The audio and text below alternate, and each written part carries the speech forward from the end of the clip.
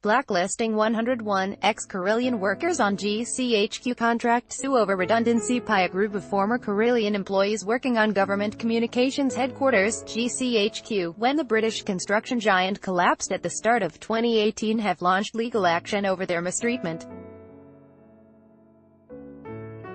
The legal action is being led by Unite, the UK's biggest trade union, on behalf of 27 members made redundant after Carillion went into compulsory liquidation January 15, and is the first yet undertaken for affected workers following the company's insolvency. The group were employed by Carillion subsidiary Plant Maintenance Engineering Limited, on a contract at GCHQ, the UK government's listening headquarters in Cheltenham, Gloucestershire. 8 days after going into compulsory liquidation, the company's 80-strong workforce was told by Administrator PricewaterhouseCoopers they faced redundancy. The workers were duly dismissed February 6, without consultation, and told to claim redundancy pay from the government. Copyright AP photo, Darren Staples. A worker walks along a crane on Carillion's Midland Metropolitan Hospital construction site in Smethwick, Britain, January 29, 2018. The group's claims were then taken on by G4S, but as their section of Carillion was in compulsory liquidation, normal transfer of undertakings protection of employment regulations didn't apply, and their previous employment and terms and conditions were not protected. Unite Legal Services then lodged a legal claim on the group's behalf in June. If successful, the workers could each be awarded up to 90 days' pay. It is uncertain whether Carillion PwC will seek to defend the claim. Howard Beckett, Unite Assistant General Secretary for Legal Services, said the union was fulfilling its promise of using all avenues to defend our members, who are the innocent victims of Carillion's collapse. The complexity of this case, which combines employment law rights and draconian insolvency law requirements, demonstrates why workers need to be part of a union. It would have been simply impossible for individual workers to pursue such a case, he added. On the blacklist prior to its collapse, Carillion repeatedly found itself in court due to legal action brought by trade unionists. In particular, workers sought to bring the building firm to account for its unlawful use of blacklists, secret databases naming construction industry workers who could cause trouble for their employers.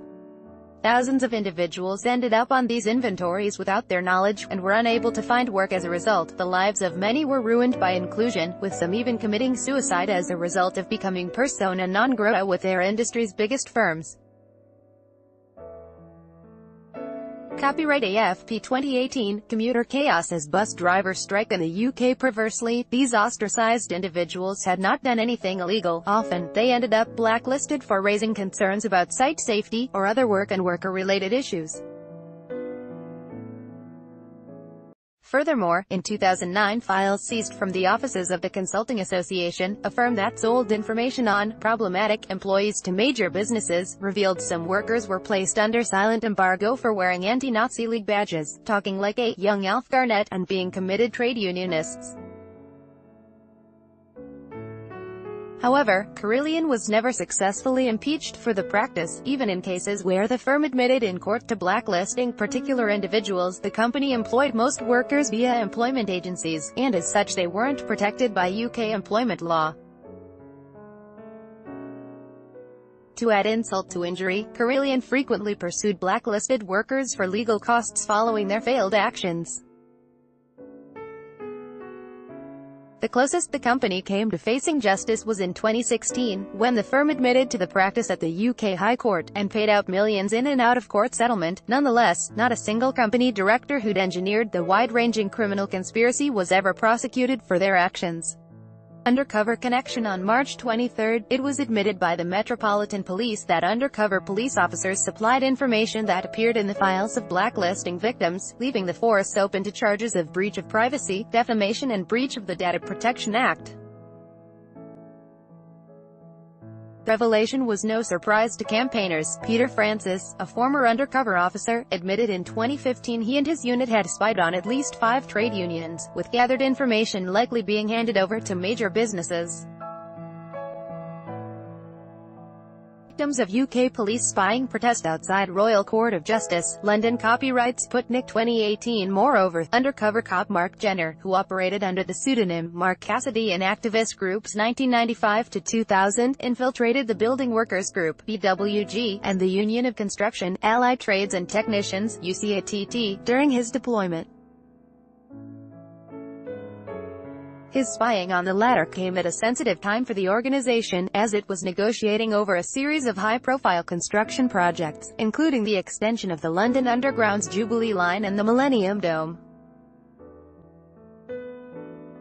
Jenner was recalled from undercover duty. He left a diary at the home he shared with Alison, an activist he deceived into a long-term relationship, which demonstrate he monitored meetings of UCATT and other unions. He was also heavily involved with union activism, helping transport striking workers to picket sites and selling the BWG's newspaper. In particular, he is known to have played a role in several high-profile labor struggles. For instance, in late 1995 a major dispute erupted between comestible franchise JJ Fast Foods and its workers in Tottenham, North London, which lasted 4 months. Striking employees sought to prevent deliveries of food reaching the various companies supplied by JJ Fast Foods, via fly posting, boycotts, pickets and leafleting campaigns. Involvement in these actions would have allowed Jenner to pass extremely sensitive information on strikers, and their actions, to police, and in turn JJ Fast Foods. In 1997, Jenner was also elected secretary of the Brian Higgins Defense Committee. Higgins was a well-known radical building worker and BWG secretary. He was sued by UCATT official Dominic Hare for libel after suggesting workers were not being properly defended by the union. Many of the individuals Jenner came into contact with during these activities ended up on the Consulting Association blacklist.